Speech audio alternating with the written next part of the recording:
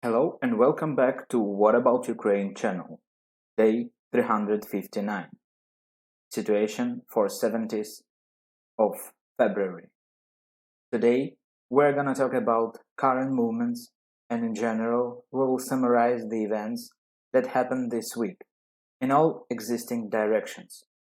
The long-awaited Russian offensive, which everyone feared and discussed so much, has already begun. But thanks to the heroic and desperate efforts of the defenders of Ukraine, we will no longer see last year's Kiev in 3 days. Ukraine stood, stand, and will stand. To begin with, we will consider the Kupiansk direction with the situation near small settlement Granikivka. For more than a week, the Russian forces tried to attack this small settlement, and many times they suffered losses and retreated. But still, having no other choice, they continued again and again.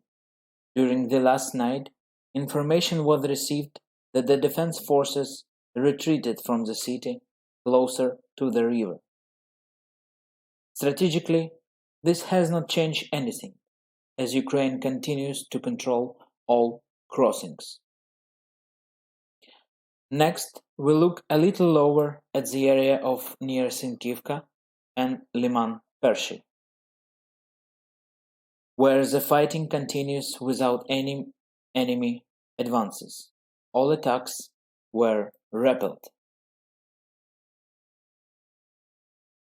It should also be added that the entire section of the Kupiansk-Svatovo highway up to the city itself has not undergone any changes in the last week. Although the General Staff constantly report on repulsed enemy attacks near settlements located on the Zherebets River, Stelmachivka, Mesozharivka, and others. Next, we look at the same Zherebets River, from the left bank of which the Ukrainian Defense Forces continue to hold bridgehead and prevent enemy from advancing. Near Novodyane and Ploshanka, in a week, progress was recorded in separate sections at a distance of up to 1 kilometer. Next, let's take a look on Solidar direction. Today, many Telegram channels shared information about the demilitarized and liberated city. High-rise building with huge holes, crushed buildings, remains, and crushed trees. The city is almost empty because most of it's razed to the ground, and what partially survived was burned.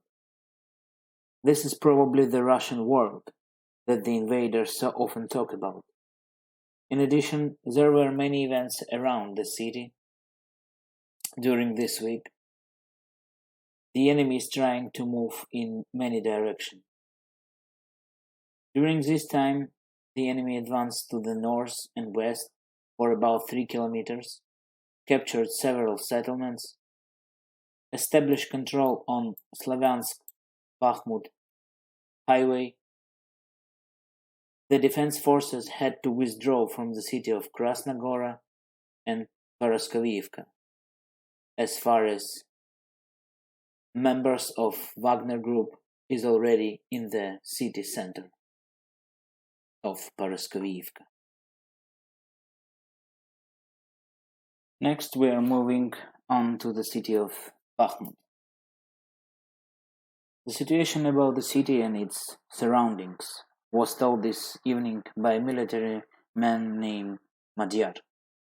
According to him, the enemy continues to shell the city, especially the center part, with great intensity. In the south and east, the enemy's assault actions were not successful. To the north of the city, the intensity of fighting and shelling increases, but the enemy doesn't succeed in making special advances, although they cause a lot of trouble.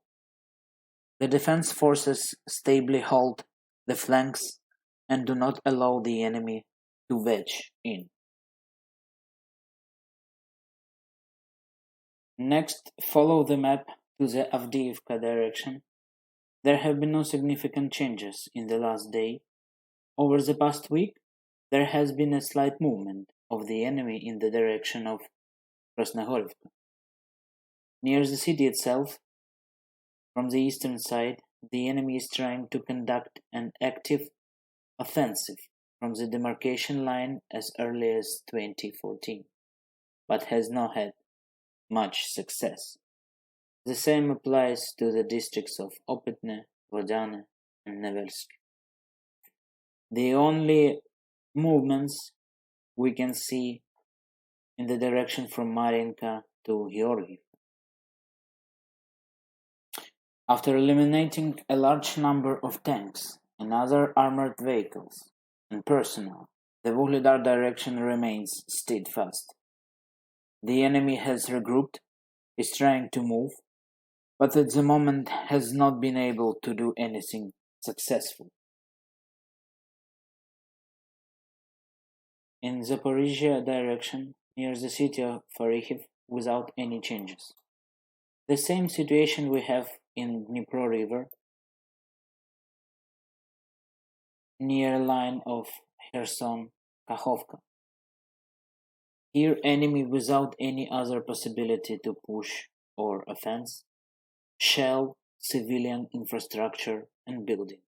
And with this, we will conclude our review of the battle map for February 17, 2023. At the cost of hard efforts and human losses, the Ukrainian army managed to stop the enemy in many directions. In order to support the channel, don't forget to smash like button and leave comments so that as many people as possible can see this video. Thanks for watching. Stay tuned. Stay safe. Glory to Ukraine. Slava Ukraini.